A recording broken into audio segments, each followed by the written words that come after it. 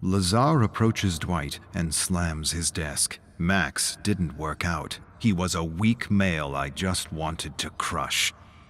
Fear, anxiety, confusion. Dwight feels them all. How is this guy the CEO? More than that, he wanted to crush the employee he's replacing for being a weak male. Dwight doesn't even know what that means. Weak male? Who talks like that in this day and age? His hands fidget nervously. He swallows a growing lump in his throat. Lazar smashes his desk again. I need you to be bolder than him, Dwitch. I need you to get the buzz out there that we're the best company in the business. Did he just call me Dwitch? Dwitch. He just called me Dwitch. Dwight's still not sure what he's supposed to be doing at pt.3. He's a story hook supervisor. He has no idea what that is. Sounds convoluted and made up. Sounds like bullshit. He took the job because he needs the money, and he can't dress up in costumes for birthday parties anymore. Kids can be so cruel. He's supposed to create fake profiles and write positive reviews about Lazar and his company. Lazar gives his desk another thump. Be a lion, Dwitch. Pounce on the internet. Pounce. Get the word out. pt.3. We design story hooks for ads that transcend humanity. Dwight has no idea what that means. Lazar leaves a test on his desk and walks away. Dwight stares at the test, unsure.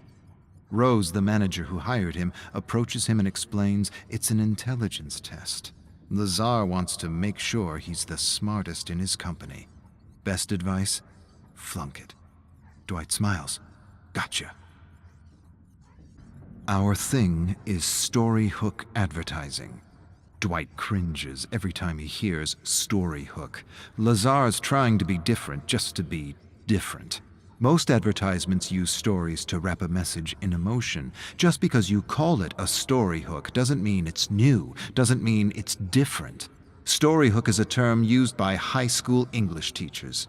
Rose laughs. Yes, but Lazar's an idiot, and he wants to feel like he created his own theory for his upcoming book. Dwight's eyes go wide. Book? What book? Rose laughs absurdly and explains. An autobiographic book, a guaranteed bestseller highlighting Lazar's new theory on creativity. But Lazar hasn't done anything yet. It's all smoke and mirrors. Rose laughs and corrects him. He's done one thing really well. He's burned through millions.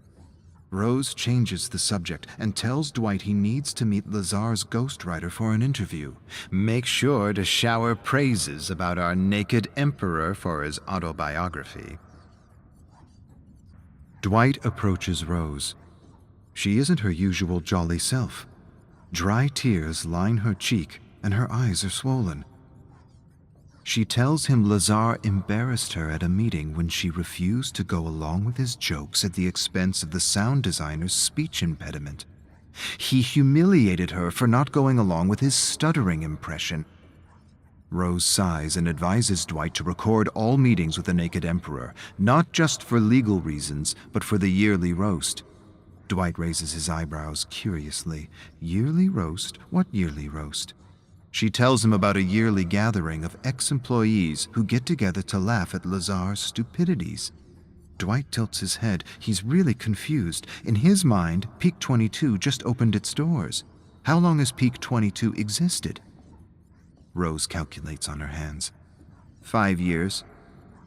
Dwight can't believe his ears. 5 years and pt.3 has nothing? Rose smirks. Correction. 5 years and we almost have Lazar's biography and his theory on creativity. Dwight showers Lazar with online praise using fake profiles. It's the coziest job he's ever had. As he prepares to create another false profile, he suddenly hears shouts coming from Lazar's office. He freezes as Lazar verbally assaults the pt.3 lawyer. The lawyer is telling him Storyhook can't be registered. It's a concept in many high school textbooks. Lazar fires the lawyer on the spot. The lawyer promises he'll sue. Lazar doesn't care. He'll settle. He always settles. It isn't his money. And Dwight's heard he's got his benefactors eating out of the palm of his hands. He's already settled dozens of wrongful dismissals. Rose attempts to calm Lazar down, but he screams at her to mind her business. Dwight wants to help her, but he's never made so much money doing so little before. He likes making money doing nothing. But his hands are fidgeting, and his palms are getting damp and clammy. Hearing Lazar verbally abuse Rose is difficult to bear. He imagines all kinds of scenarios where he leaps from his desk to help her. Nervousness fills his bladder, and he leaps from his chair and rushes to the bathroom. The Brilliant Mind, Inc. Lazar announces the title of his autobiography to the entire office. It feels like a joke, a bad joke, but it's not, and the studio is trying not to laugh at the naked emperor. Lazar hasn't done anything in the 5 years since he convinced a bunch of millionaires in his Storyhook revolution. He doesn't even have one successful advertising campaign. They had a few clients in the beginning, but Lazar wanted to write and direct the commercials himself and made a mess of everything. Dwight suppresses a laugh. Rose claps when Lazar concludes his presentation. Amazing, paradigm-changing. How gracious of you to share the secrets of your success with the world. Everyone gets her sarcasm except Lazar. That's the thing about narcissists. They believe their own press release. Lazar turns his attention to Dwight. Dwitch, what do you think? Dwight suddenly feels the blood drain from his face. He echoes Rose. Amazing, paradigm-changing. How gracious of you to share the secrets of your success with the world. Lazar smiles. It's not about ego, Dwitch. It's about community and selflessness. Lazar screams at Rose because she can't find a publisher for The Brilliant Mind, Inc. pt.3 has done nothing, and creating campaigns with a Storyhook isn't really paradigm-changing. The publishers think he's an idiot. Why is he saying Storyhook when he means story? Ads with a story with a Storyhook? Rose calms Lazar down. She suggests that they should self-publish. The idea silences Lazar. You're right. You're absolutely right. The publishing world isn't ready for my visionary ideas.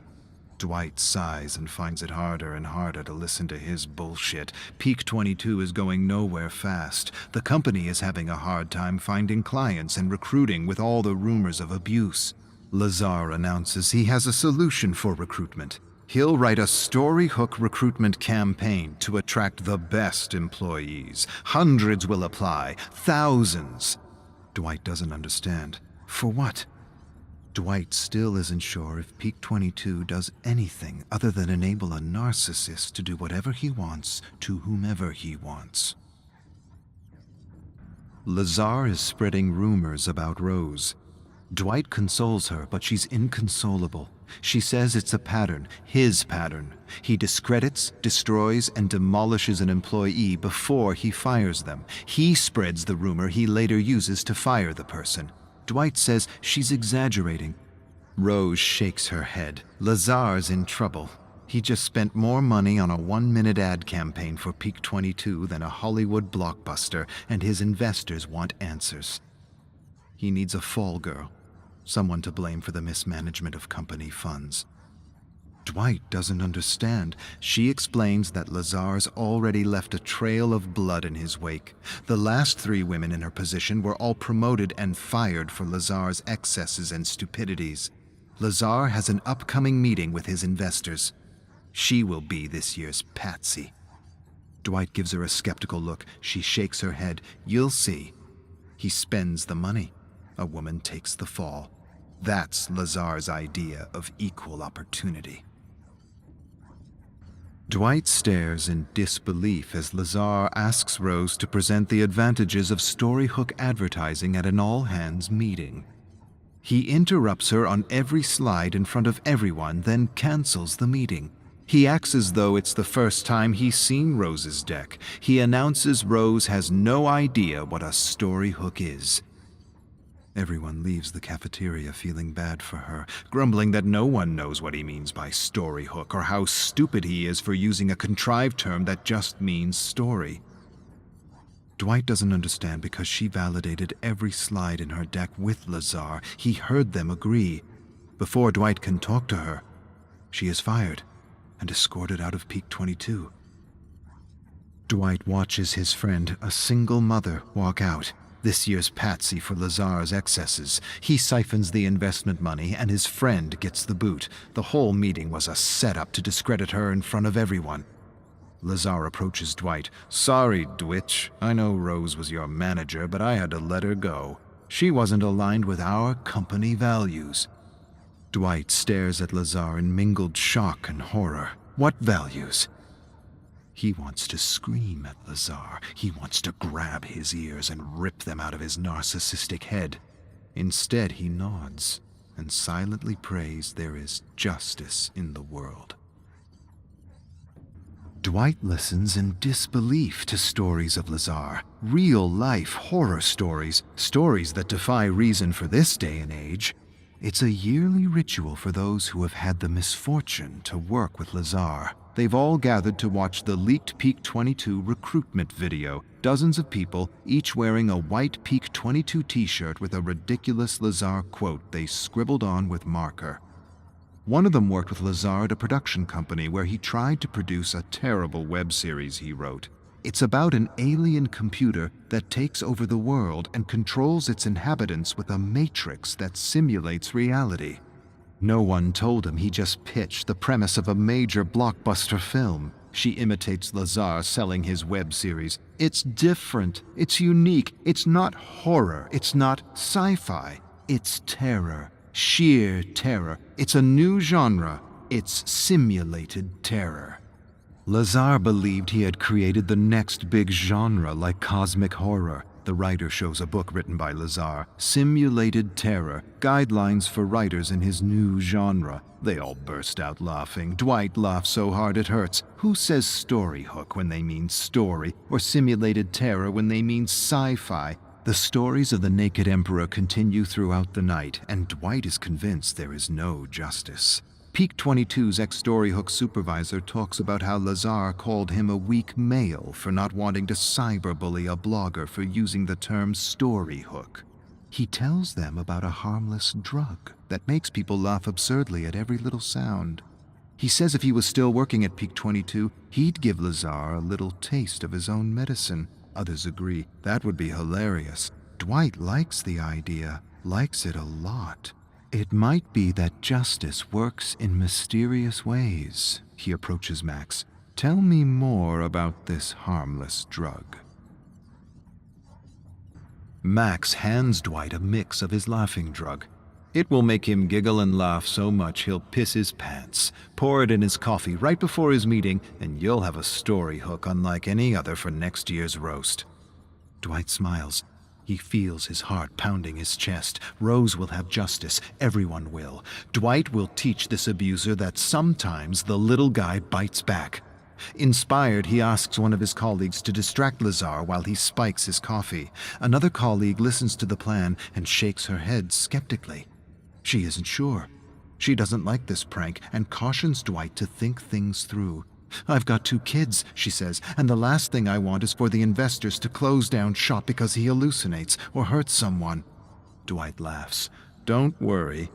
The most that will happen is he'll act like a donkey."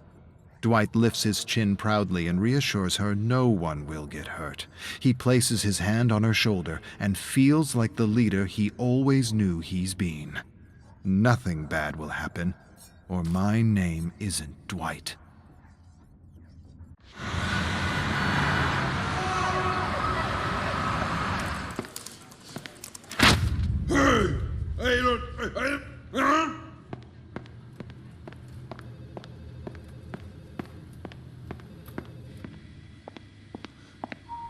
Oh. Hey!